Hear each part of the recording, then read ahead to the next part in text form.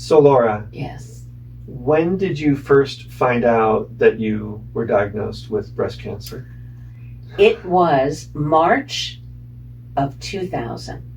I was turning 40 in June, and I was switching doctors. And I got a phone call, from the office manager. She said, Laura, we don't see any mammograms here. I'm like, well, cancer doesn't run in my family. I don't need it.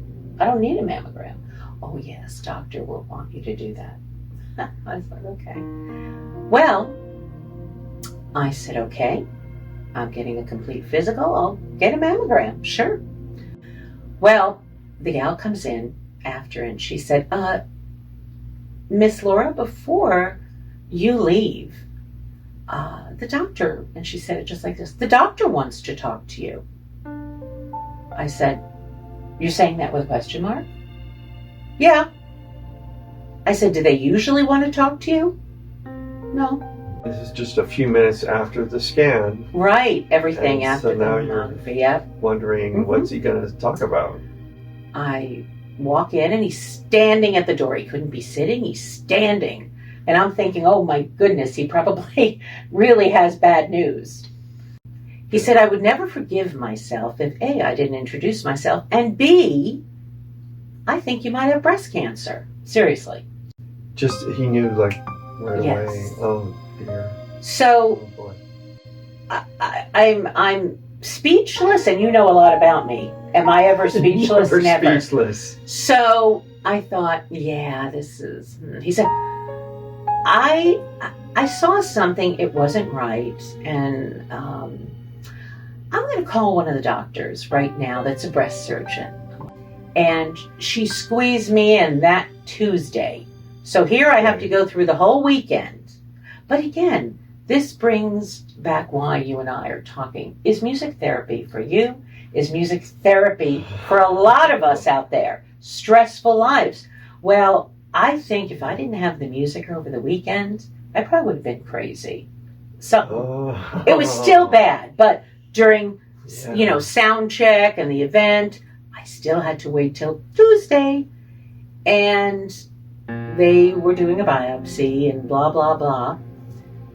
Well, the biopsy showed that it was early, but we're going to go in there, and one thing we do, Laura, this is the doctor, the breast surgeon saying, we have breast conservation. So we don't want, I'm thinking like the Parks and Rec. I mean, so she's telling me that, we don't just go and remove the breast. You're young. I said, okay. So we'll do a lumpectomy. All right. That's good. It's really was an outpatient. I was home the next, the end of the day. It was early morning. Well, I had to have a second one. And this was about 30 days later. And I couldn't believe it. I had seen her a week after. She's like, we have to go in and take more. I'm like, did you not look at my breasts? It was fine. I think a friend came back to get me. Unfortunately, everything seemed good. I was good. She sent me home. Well, I'm back there again, running treads in the carpet at that doctor's office. Oh, honey, we have to go in again. What? I said, are you trying to hit a target and you just don't see it? And it's only 30 days later? You go 30 days, yeah. And so they did a third lumpectomy. And I spoke to an oncologist as well, because we didn't know chemo, we didn't know radiation, we didn't know. Sure. But it was early, and they wanted to have the best prognosis. I said, okay, that's great. I wasn't very happy. So I just thought, there's no way.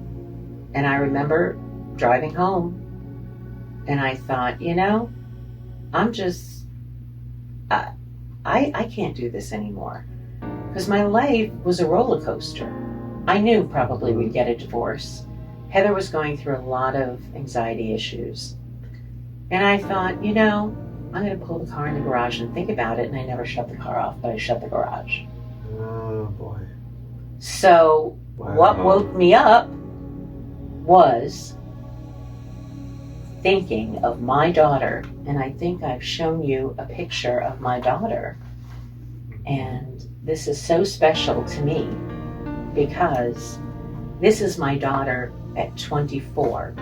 So this is about 10 years ago, 11 years ago, her graduating law school, and I'm there. But that's what woke you up out of your The bat mitzvah. stupors. So She to was speak. going to have a bat mitzvah in 3 years. I wouldn't be at the bat mitzvah.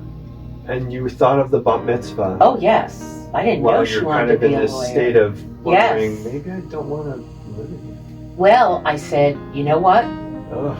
I have to be around for the bat mitzvah. Who's going to be there? Who's going to pick out the table decorations? Who's going to hear her do her haftarah? Oh. And I only had one child, and I wasn't probably going to have any more. So I remember thinking, I love my baby. I'm going to do it. Well, the next morning, I knew I had to call the doctor. And I stayed up all night. I didn't sleep. I said, there's got to be a way to heal through music. I do it for everybody else. I know I'm going to have a group of singers, and every one of those singers is going to hear those same words I heard. You have breast cancer.